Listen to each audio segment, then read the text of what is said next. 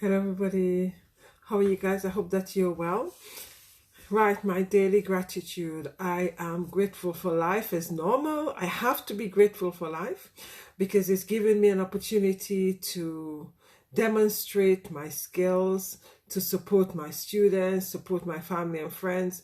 So that's why I need to be grateful for life.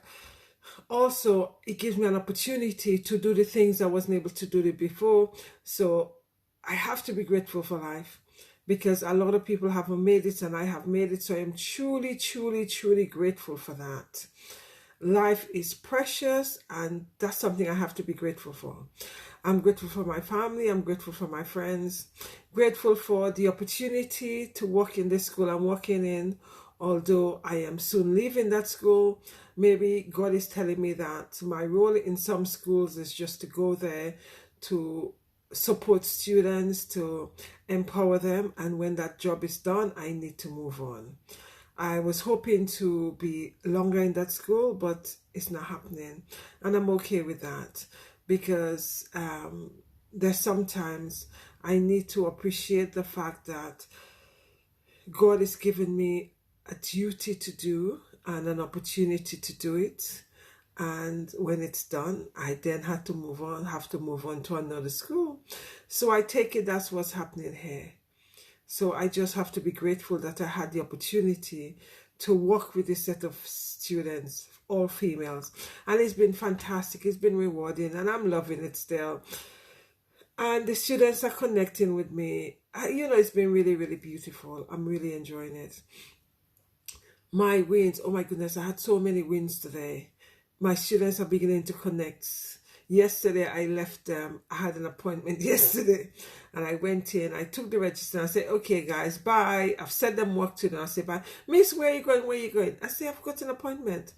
And today, one of the students said to me, Miss, I saw you leave. I didn't know where you say you were going. I was quite worried about you. So I busted laughing. I said, why were you worried? Because I'm not too sure if you're coming back. And it was like all the anxiety and the negativity. I said, don't worry. I'll be back. I said, but you guys also need to remember, I'm a supply teacher. So there might be one day you come in and I'm not there. Miss, what do you mean? So, it appears as if they're connecting with me and my out of the box teaching. So that's quite nice. Today I was quite emotional in one of my lessons. I was overcome by emotion. It was so, I actually surprised myself. I don't know where this emotion came from. I normally say to my students, I want you to read. I had a PowerPoint on the board as usual. I was doing health and well-being. And I said, okay, can I have a student to read? One student read, fine. We celebrate them when they've read, we say well done, etc., etc. And this student, she's got a learning challenge and she's not able to read very well. But one of the things I say to my student as I walk into my classroom, I say, you guys need to remember that I believe in you and you need to believe in yourself. I see that there's greatness in you, so you need to see that in yourself. And have you looked in the mirror and tell yourself how beautiful you are? It doesn't matter if no one else have told you that, but you need to tell yourself that. And when you tell yourself that, the wall would also tell you that. So it's like when they walk into the class, this is something I've said to them. I also give them, a quote from my bag, my little basket. They'll take a quote. One of them, I think the quote was said, I'm powerful, I'm enough. And there was another one. I think it's I do the best I can, something like that. Anyway, this particular student, I say student, they all read, and then I say, okay, could I have a volunteer to read? And she volunteered to read. For a start, I was quite surprised. But then as she said to me, I'm making her feel comfortable so she's okay to read. And the beautiful thing about all of that, she's not, okay, let's look at standard. We know what good readers are, right? She's not a fantastic reader. She's not very confident and she's also have a learning challenge. So put those together and you're going to understand what I'm talking about. Anyway, she said, Miss, I'm going to read. I said, fantastic. So she began reading. And even though she wasn't sure of some of the words, which was, simple words, which you and I might think simple, she was still trying to read it. And for me, that was so beautiful. And she continued to read.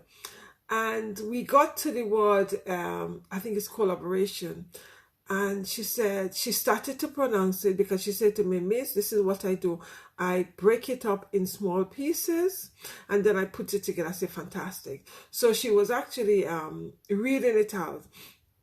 Halfway through, she said, Miss, can I stop now? I said, fine.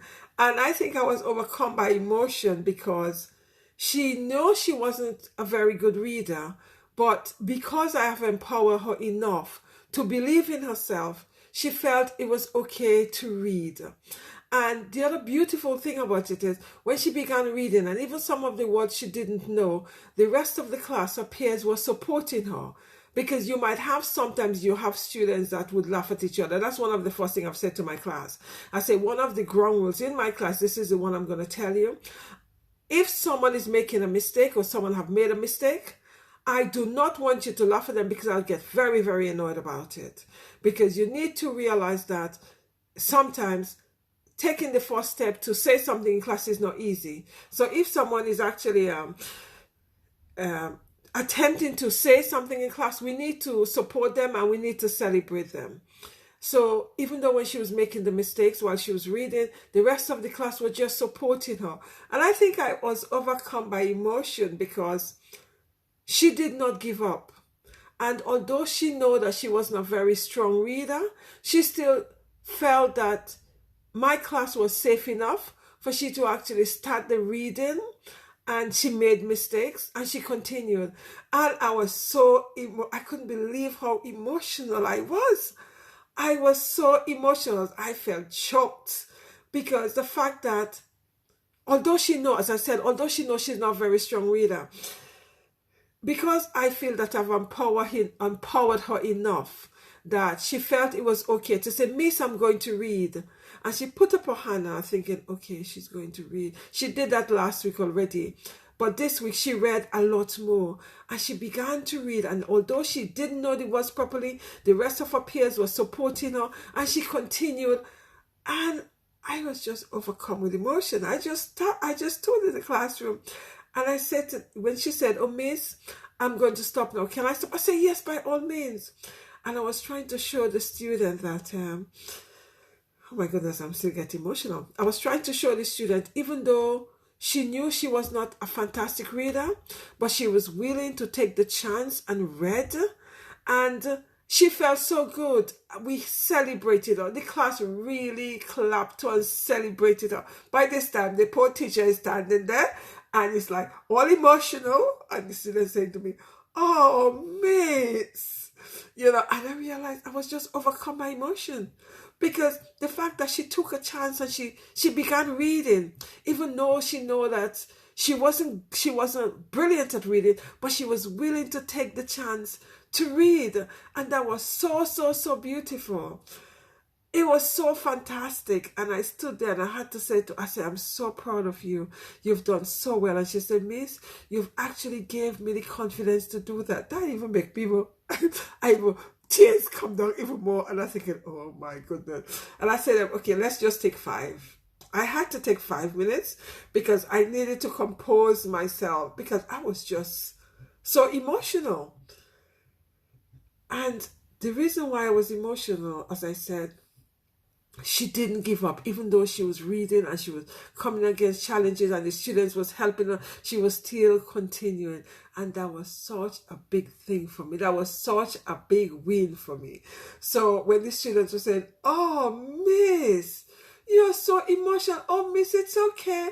So I had to say to them, this is demonstrating, yes, I'm a teacher, but I am also a human being. And what came out, first of all, it was the human being in me, which was the overcome by emotion. So that's just who your teacher is. You take it or you leave it. I make no apologies. And that's the way it is. And it was, and it's interesting, the student saying to me, oh my goodness, Miss. I said, yes, Miss is a human being. And Miss is overcome by emotion. And this thing happens. So that's your teacher. So, after 10 minutes, we were back again, just continuing the reading process, etc. So I feel I could say that's a win for me today. Not the emotion bit, because I'm not too sure where the emotion came from, but the fact that my student felt safe enough in the classroom that even though she knew for herself that she wasn't a strong reader, she was willing to step out of her comfort zone and read anyway. And that was so, so, so beautiful. I think that's why the emotion came. I'm a very emotional individual. There's some things that, makes me emotional, but I have never overcome my emotion in the classroom. So I was kind of taken aback and thinking, oh my goodness, Debbie, what's going on here? Because when she started to read, I said to her, oh, well done. And, we started celebrating her. And while I was talking to her, I realized I was becoming more and more emotional. And I thought, you know what, let me own my emotion and claim my emotion and just, say to the student, well, sorry guys, I'm a bit emotional. And they began to see that themselves. So I had to claim my emotion. There's no point in me pretending, because I'm one of these teachers who don't do pretend. I say it as it is. As I say to students all the time, I don't expect everybody to connect with me, but this is it. So that was my session today. So when I went back to my base classroom, my line manager, because she and I work closely together, she's always saying to me, after most of my lessons, she say, oh, Debbie, how was it? How was the student? I said to her, well, the student probably will tell you anyway. Well, this teacher was very emotional. She just burst out laughing. She said to me, so what happened? I was just telling her, I said, well, it's just one of these things. I said, I know the students, probably would come and tell you, because the same way when I, left yesterday, they went and said to her, oh, we worried about Miss because Miss just left and she didn't say anything. I said, well, I told some of the students where I was going that I had an appointment, but the others came in late, so I wasn't able to say anything to them. So she was just saying to me, so funny how, the students are now beginning to connect with me, although they gave me, this is week 4, right? I really had to lay down rules on the students. But it's really nice that they're beginning to connect with me. And it's been a really, it's been a fantastic journey. And I say to them today, I say, I really do appreciate you guys. I'm so grateful to be part of your journey and the opportunity to share teaching with you guys. So I really had to put that out there because they were really, it was my year 11 students, because the fact that they celebrated that student and they really big her up. And she was really, at one point, she herself was becoming emotional because they were just clapping and saying, well done. And, yes, you could do it. Yes, you've done it. So that's been really fantastic. So teaching is very challenging, we all know, but there's some fantastic side to teaching. Yes, there are times I come home totally exhausted because there are times as an educator, you put a lot into it because you get a lot out of it. But it's been, today was one of those extraordinary days, in terms of my students stepping out of the comfort zone, etc. So anyway, guys, thank you for listening. Take care, stay blessed, and I'll see you all tomorrow, with another of my journey in this particular school and some of the challenges and a lot of the triumphs that I'm experiencing, and it's been fantastic. Oh, another thing is I've got a show in the morning, as I told you guys before, my radio show with Ace God Talk. It's 7 to 7:30. I'm going to drop the link in there, and it's also, he puts it on YouTube, so people could actually go and see it on YouTube. And today we spoke about why the British education system does not educate. Well, I started off with black children, but it's not only black children. The British education system doesn't educate a lot of children, basically, because of how they see the children. And in terms of one of the things I said, the education system, that's my views, I feel it's not fit for purpose. And it's just program students. It doesn't allow them to use their creativity or to be innovative. And it also does that to educators as well. The education system doesn't allow us to be innovative, doesn't allow us to be creative, doesn't allow us to be, you're supposed to be superhero, etc. Sorry, I'm not a superhero. Just Debbie, parent, etc., etc. And I do not want anybody to see me as an educator as being super nobody, because I'm not. I am just a human being. So when we look in terms of the education system, it programs children. It does not allow them to be creative. I'm afraid I'm one of these educators who is very creative, who is stepping outside of the box, getting in trouble a lot of the time, because I feel that students need to be innovative and students need to be creative. And it is important because they're all individuals. And that is something I spoke about on the show this morning, that students are not allowed to be creative. They're just programmed and put in a box, and they're taken out, and they just continue to be programmed. And that's what the education system expects of these people. But I'm afraid of my children are very creative and innovative. And that's something I always encourage in them. So in the same way I encourage those from my children, I'm also encouraging those from the students I teach, because I need to see the creative side of my student, and I need to see how innovative they are, and I need to encourage them to step out of the box, because that is my role as an educator, to support my student to step out of the box and do not be programmed as the system want them to be. So that's what I was talking about this morning on the show. So the show is between 7 to 7:30. And on Friday, I have got the Female Educators Roundtable, where I'll be talking to a female educator from around the world, looking at post-COVID, 12 months on, what are they doing and how are they navigating the new normal within the new system. And remember, we could never go back to how it was. And after that show, I've got another one with the 100. The question is, what are British schools doing for Black History Month? As we know, Black History Month starts the 1st of October. So it's interesting to see what are schools doing in regarding celebrating Black History Month. So that's something we'll be looking at. And on Saturday, another of my show, we are looking at home education and how home education should be seen as an alternative to traditional education. And we also realize that during the pandemic, home education have increased, especially in America, because people are now realizing that the education system as we know it is not fit for purpose, and it doesn't really educate the children, it programs the children.